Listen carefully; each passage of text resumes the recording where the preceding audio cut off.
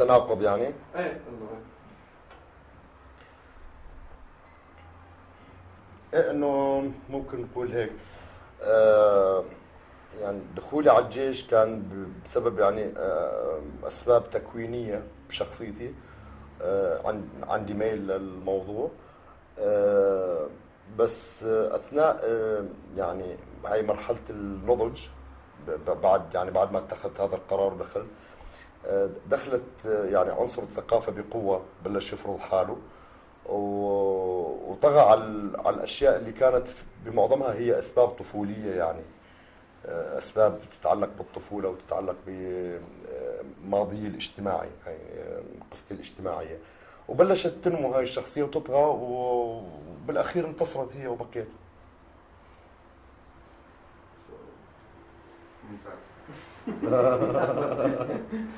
so basically it's I joined the army because it had something to do with my childhood, my like when I was growing up, and but eventually when I was growing up in the army myself, I started to get more interested in culture, and eventually culture won over my military personality. Perfect. I would like him to speak about Jisr in terms of not, I mean, what it is concretely. That it's a weekly newspaper, and the numbers of copies and where it's distributed and the number of journalists involved. نعم. بس بالنسبه لجسر يعني هيك نعطي هيك شيء بسيط انه جسر اسبوعيه مثلا مستقله كذا نسخه. في عدد من الصحفيين هذا قدره مثلا بتتوزع بهي المناطق، يعني هيك انه شيء لمحه تعريفيه وتختصر عن شنطه معنا. جسر صحيفه اسبوعيه مستقله، ما مرتبطه باي جهه ولا باي ايديولوجيا، ولا صحافه حره مستقله اسبوعيه بتهتم بالشان السوري الداخلي. هي رساله السوري للسوري، يعني هي مش موجهه للخارج. سياسة التحريرية بتعتمد على الصحافة الاستقصائية. توزع ورقيا حاليا في، طبعا كمواضيع تغطي كافة المحافظات السورية، يوجد مراسلين في كافة المحافظات السورية وصحفيين. انما ورقيا توزع بالمناطق المحررة اللي هي ريف حماة ادلب، حلب، ريف حلب، دير الزور، رقة، الحسكة، وقريبا راح يكون في الى توزيع بالمنطقة الجنوبية بدرعا والسويلة. It's independent. We don't have like kind of like any political or ideological alliance with anybody. We have 22 journalists. It's printed and distributed in these areas in Syria.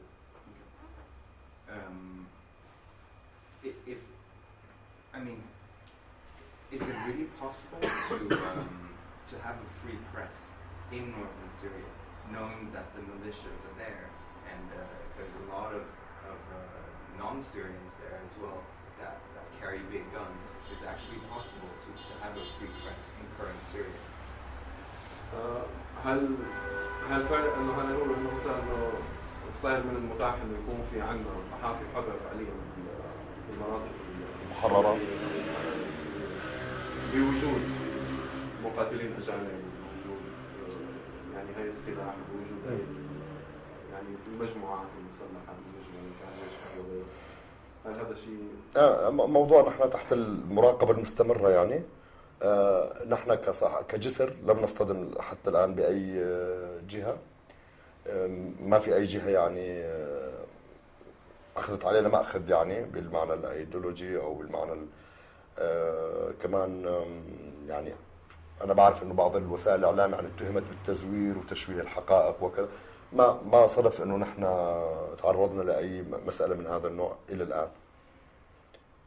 وبتصور انه يعني اصرارنا على المصداقيه والحرفيه بنقل المعلومه والخبر بتسهل كثير هاي المساله. يعني عندما تقرا اي كتيبه، وطبعا كلهم عم يقراونا، نحن من خلال موزعينا وصحفينا عم نعرف انه على الأقل قادة معظم التشكيلات عم يقرؤونا وعم ناخذ لهم.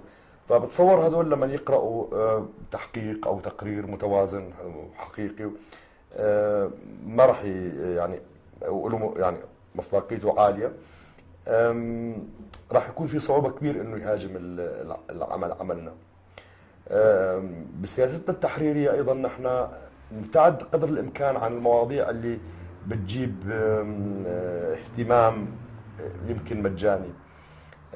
ما بنعمل من الفقاعات اللي بنعمل منها يعني قصة كبيرة ونحاول نعمل يعني اكشن ونجذب القراء وكذا. بنركز على المواضيع الأساسية الكبيرة الحقيقية وندرسها بهدوء وباتزان ومن كل الأطراف.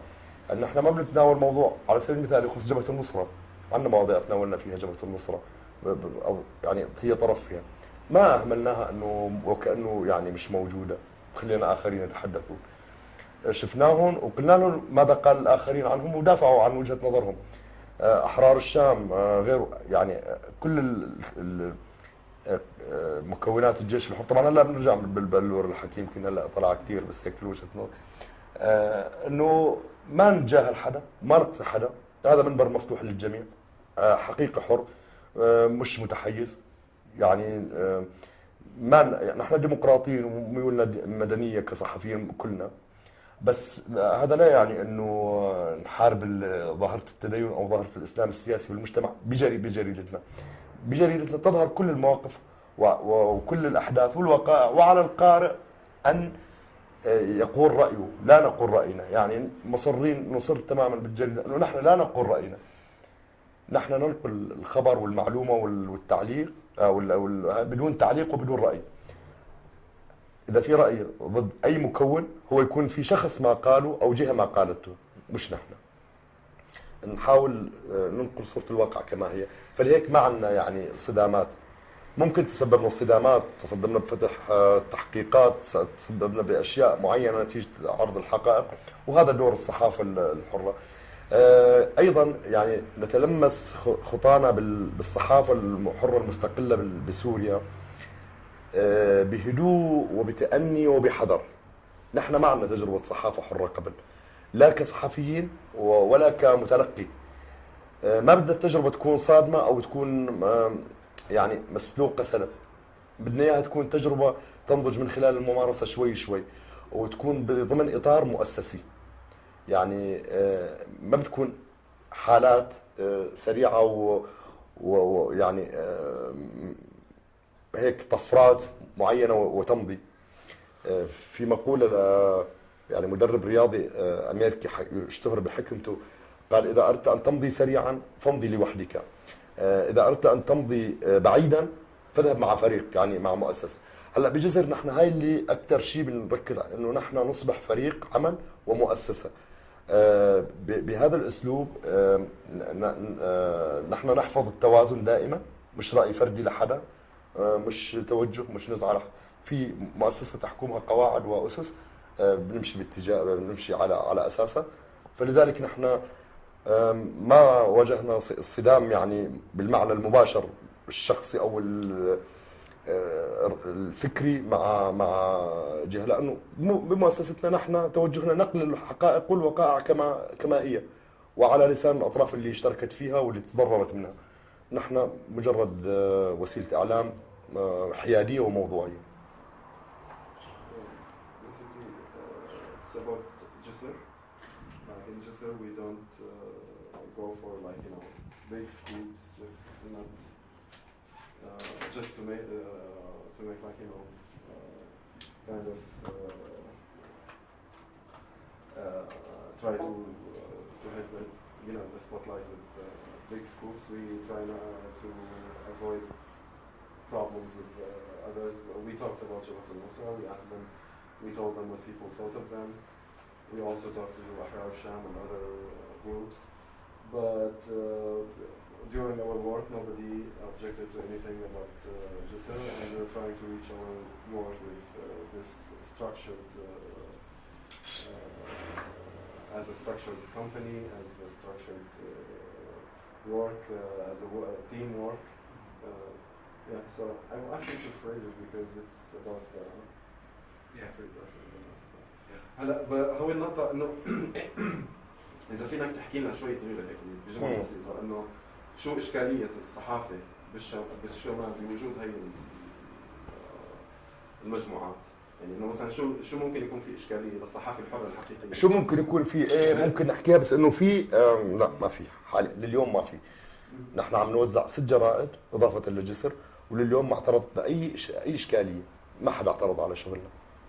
لا عم يساعدونا بالتوزيع، يعني كتائب عم تاخذ وتساعد بالتوزيع. ونحن عم نحاول نرصد الحاله، يعني نحن متحسبين ومنتبهين، يعني عم ندرس الامور بشكل جيد، ونحن عندنا اطلاع وخبره بالارض، وعم نحاول نرصد اي رد فعل سلبي، اي تصرف، اي يعني اشارات انه في هون منع، هون تحسس. ما لقينا اليوم، ما لقينا شيء نهائيا. بحكي عن جريدة جسر، ما بدي احكي عن جرائد الاخرى، بس الجرائد الاخرى كلها لم تواجه، يعني بالفترة الأخيرة لم تواجه يعني صعوبات تذكر. بجريدة جسر نحن عم نلاقي ترحيب، يعني ما حدا اتهمنا بأي اتهام من تهم اللي مثلا على سبيل المثال في كثير من النشطاء المدنيين انه في تكفير وفي كذا. ما نحن ما صادفنا، لا صادفنا ولا صادف صحفيين.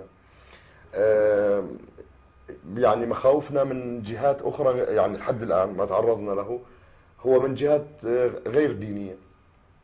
يعني على سبيل المثال في يعني أنا ما بدي هلا أذكر معلومة، يعني إنه في ملاحقة من قبل BYD أحد صحفينا وسجنوه من فترة، بس نحن عم نحاول إنه ما نعمل مشان ما يصير يعني شيء يعني مفروض ومفروغ منه، انه هلا عم يحاولوا يمرقوا انه لا، بس يعني BYD مثلا فقط لاحق،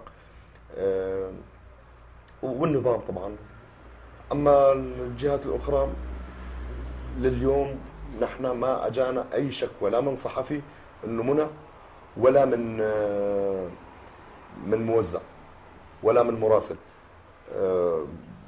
بيوم من الايام انه نحن رحنا سالنا عن الاموال اللي موجوده بالرقه اللي كانت موجوده بالبنك لما تحررت، واللي حطت ايدها عليها حركه احرار الشام. فراح صحفينا وسال اطراف عديده ومنهم الحركه، يعني انه بدنا هاي. فبالاول انه مثل اعتذروا، رفضوا انه لا ما عندنا معلومات، ما بنعطي. راحوا تناقشوا حكوا، فرجعوا اتصلوا بصحفينا قالوا لا نحن بدنا نعطيك ورد رسمي، يعني اعطونا اياه بشكل رسمي. هو ما اصطدم معهم، ما قال لهم انا بدي، قال لهم بس بده يطلع شغلنا لكان ما في ردكم، راح نحط وجهه نظر كل الاطراف والتساؤلات الموجوده، بس ما في ردكم، نحن عم فاسحين لكم المجال. فبالاول يعني انه يمكن